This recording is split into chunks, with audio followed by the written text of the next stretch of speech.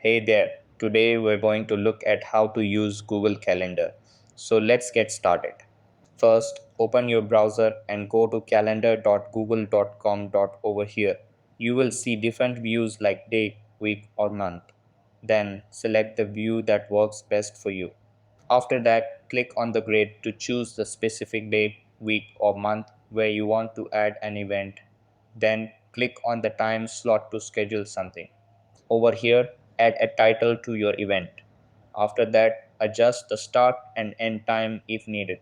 Then add additional details like meeting agenda, video call links, or location.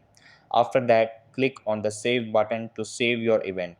Over here, if you want to create a new calendar, go to the left side under Other Calendars and click Add Other Calendars.